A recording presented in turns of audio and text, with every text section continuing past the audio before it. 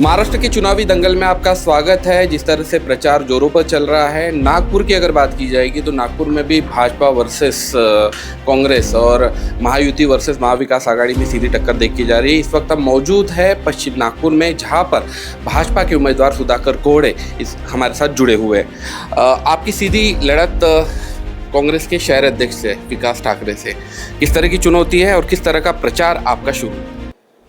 मैं प्रत्यक्ष रूप से हर मतदाताओं के पास जाके आशीर्वाद ले रहा हूँ। कभी कम से कम मैंने 4 दिनों में 500 प्रमुख लोगों से स्वयं जाके मिला, आशीर्वाद लिया। अब सुबह 4 घंटा, शाम को 4 घंटा रैली, छोटी मोटी बैठकें, ऐसा प्रचार शुरू है। जनता में उत्साह है और जनता आशीर्वाद दे रही है। और मुझे लगता नहीं कांग्रेस से टक्कर है। कांग्रेस काफ़ी पिछड़ गई है, क्योंकि केंद्र में हमारी सत्ता है, महाराष्ट्र में हमारी सत्ता आने जा रही है और पश्चिम बहुत बड़ा क्षेत्र है। सारे सरकारी कार्यालय, हॉस्पिटल्स, प्राणी संग्रहालय, सारे तालाब हमारे पश्चिम में आते हैं। यदि इन सबको अच्छा करना है, इसका विकास करना है, तो एक विजनरी लीडरशिप होना चाहिए। और इसलिए पार्टी ने मुझे भेजा है, एक कार्यकर्ता के तौर पे सबको साथ लेकर हम पश्चिम का काफ़ी विकास करेंगे। और जनता को ये कॉन्फिडेंस है कि ये विकास करने वाला आदमी ये कर सकता है। इसलिए कांग्रेस प्रचार में कहीं नहीं दिख रही और हम काफ़ी मतों से जीत रहे हैं। सुधाकर जी, के नैरेटिव सेट किया जा रहा है कि बाहरी उम्मीदवार पश्चिम में नहीं चलेगा। आप पर सीधा सीधा तंज कसा है क्योंकि आप दक्षिण से आते हैं पश्चिम के। आज का जो विधायक है वो कहाँ का है? वो भी तो बाहर का है। दक्षिण पश्चिम से आके पश्चिम में चुनाव लड़ सकते हैं। कोई लोग पश्चिम से जाके दक्षिण पश्चिम में भी लड़ सकते हैं। दक्षिण पश्चिम में रहने वाला आदमी हिंगना में लड़ सकता है। मैंने पाप किया क्या? अरे कोई मैं चंद्रमा से तो नहीं आया, मैं पश्चिम का हूँ। लेकिन मैं नागपुर शहर भाजपा का अध्यक्ष था, मुझे पश्चिम गली गली पता है और पश्चिम के कार्यकर्ता जनता ने मुझे एक्सेप्ट कर लिया है। इसलिए नैरेटिव वगैरह कुछ नहीं, ये आपस की चर्चा है। मेरे खिलाफ बोलने लायक उनके पास एक भी मुद्दा नहीं है। इसलिए ये मुद्दा उठा रहे कि बाहर का है। जनता सीधा उत्तर देंगी, मैं बाहर का हूँ या कांग्रेस का अभी का विधायक बाहर का, इसका निर्णय 23 तारीख को हो जाएगा। ऐसी भी चर्चा है कि कुछ जो स्थानिक यहाँ के जो भाजपा कार्यकर्ता है वो नाराज है क्योंकि आपको उम्मीदवारी मिली हुई है। क्योंकि पिछले बार अगर सुधाकर देशमुख की हार देखी जाएगी तो उन्हीं के कारण हुई थी, क्योंकि उन्होंने अलग जगह सपोर्ट कर दिया। क्या आपको ये भारी नहीं पड़ेगा? मैं संगठन से जुड़ा हुआ नेता हूँ और 30 साल से संगठन में काम कर रहा हूँ। यहाँ भाजपा में संगठन में काम करने वाला हर एक कार्यकर्ता से मेरा पिछले 25 साल से नाता है।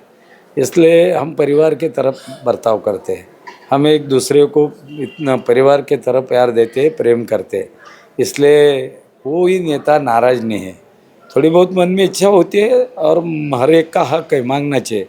लेकिन एक बार वंस पार्टी डिसाइडेड, फिर वहाँ कोई चर्चा नहीं, कोई चिंता नहीं। कमल को जिताना है, पश्चिम का विकास कराना है। पश्चिम का विकास ने किया नहीं, ऐसा आपका आरोप है? नाम में विकास होने से विकास नहीं होता भाई साहब। प्रत्यक्ष रूप से बहुत कुछ करना पड़ता है। अपन ने दिए हुए वचन निभाने पड़ते हैं। सरकारी नहीं, उनके पास जब 2.5 साल सरकार थी तो उन्होंने कुछ नहीं किया। केवल गट्टू लगाए तो विकास होता है क्या? ऐसा नहीं हो सकता। यहाँ के तो सारे बड़े पुल, बड़े रास्ते नितिन जी, देवेंद्र जी ने किए। विकास करना है तो यहाँ गोरेवाड़ा प्राणी संग्रहालय का अच्छा काम करना पड़ेगा। यहाँ अंबाझरी से 3 बड़े वाटर सोर्सेस पश्चिम में, उसको सिक्योर करना, उसका सौंदर्यीकरण करना। यहाँ बड़े पैमाने में झोपड़पट्टी गरीब विद्यार्थियों को शिक्षण देना, रोजगार देने, सारी विकास इसको बोलते हैं। केवल नाम में विकास होने से विकास नहीं हो सकता। लेकिन एक सवाल ऐसा भी कि जनाधार आपका दक्षिण में, पश्चिम में आपको उम्मीदवारी है, किस तरह से मैनेज करने वाले? क्योंकि कार्यकर्ताओं में कहीं ना कहीं कसक सी है। 20 तारीख को पता चल जाएगा जनाधार किसके पास है। ये पार्टी है भाई साहब हमारी, और जनता ने केंद्र में भी चुन के दिया है, अब राज्य में भी चुन कर आ रही है, तो पश्चिम में भी कमल खिलेगा। जनाधार तो हमको कहीं पूरे जिला में मिला है, कोई अड़चन नहीं है, हम जीत जाएंगे। एजेंडा क्या है पश्चिम से?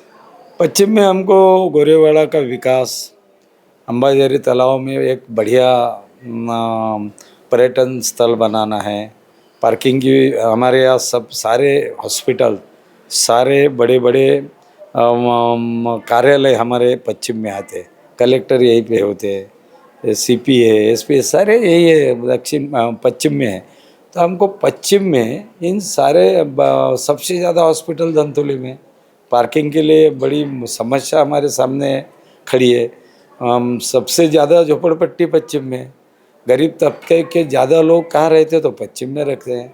तो उन्होंने पढ़ाई नहीं करनी चाहिए इंग्लिश मीडियम से, उनका हक नहीं है। ये सारी चीज़ें हमको अभी करना है। मैं तो ज़मीन से जुड़ा हुआ एक कार्यकर्ता हूँ।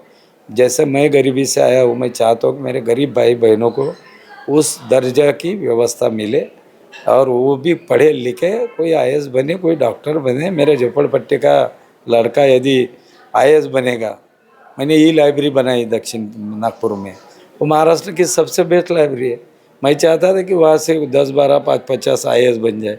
ऐसे एक आधी यहाँ पे भी बनाऊँगा और गरीब लड़कों को मुफ्त में कैसा से पढ़ाया जाता है देखूँगा। नितिन जी मेरे पीछे, देवेंद्र जी मेरे पीछे, पैसे की तो कमी है ही नहीं।